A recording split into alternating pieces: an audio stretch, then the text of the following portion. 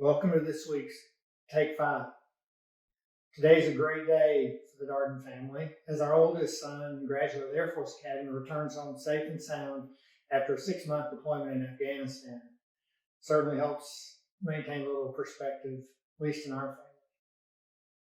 So in response to member requests, IHRSA is delighted to announce the launch of the Active and Safe Commitment later this week. You'll be seeing more details coming out really soon, and look for a press release with all of this information, including how to sign up.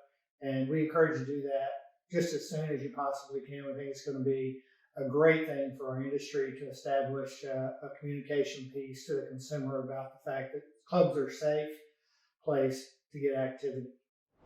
Of interest to many of you may also be a state mandates chart showing the guidelines and restrictions from state to state.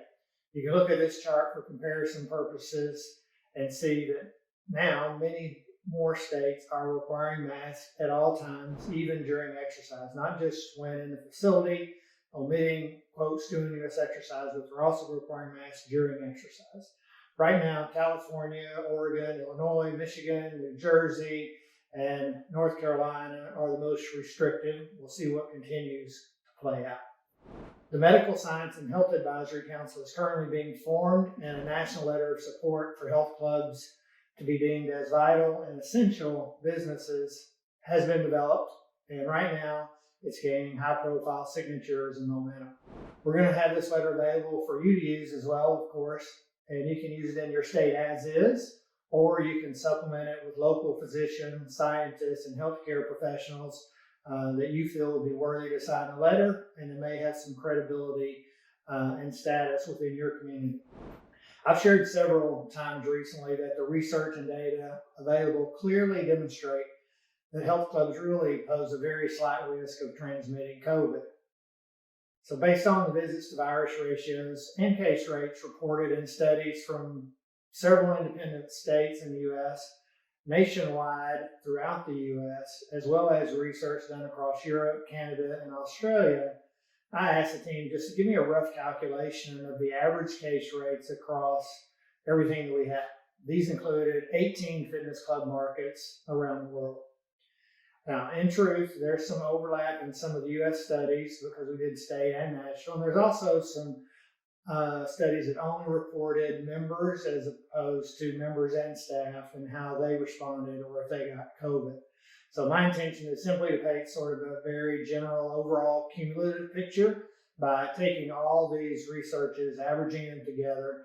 So it's not a scientific analysis, but I kept telling myself, wow, we have a lot of research. Let's look at it collectively. So all of these research studies have been reported on earlier and separately in this Take 5. If you're interested, you can go find the supporting organizations, the responsible research parties, details, and methodology in previous Take 5s, and of course online at IHRSA.org. But here's the great thing. This is the sort of rudimentary findings. Collectively, all these have total visits of 180.9 million. 180 million. Total cases are 1,996. And the transmission rate is 0.0011. ClassPass just released a new report based on the responses of 2,185 professionals from 19 countries.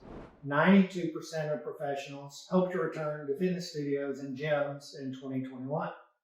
25% of professionals are exercising more now than at the start of COVID-19.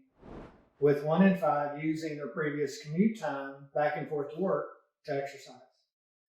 80% of professionals say fitness activities have been crucial to them establishing a new work from home routine. And finally, 89% say they feel more productive during the workday after exercise. Precor, who actually happens to be the sponsor of these weekly updates, continues to track usage of cardiovascular equipment in clubs around the world through their Preva Connected Fitness Network, and they've shared some data with us.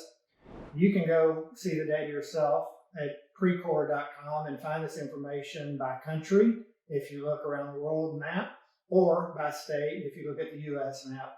And this information is actually being updated every single week. What you'll find is that the maps show year-over-year worldwide usage of connected fitness equipment based on over 11,000 facilities. So for the week ending November 16, 2020, here in the States right before Thanksgiving, here's just a few examples of the data. China checks in at 104% usage this year compared to 2019. Japan, 84%. Russia, 76%. Australia, 54%. Canada, 48%. And the US at 42%. In closing, just want to issue what I would call sort of a fraud alert. I've had several friends forward emails to me that they've received just in the last few days, encouraging them to reserve a room in Vegas for the convention and trade show.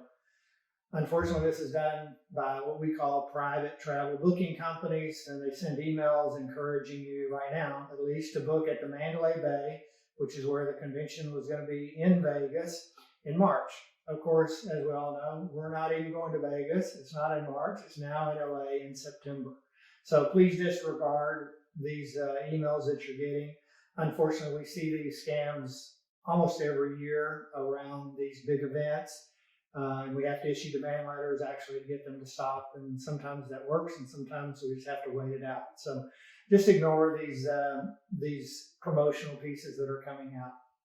That's all for this week. We'll see you next week.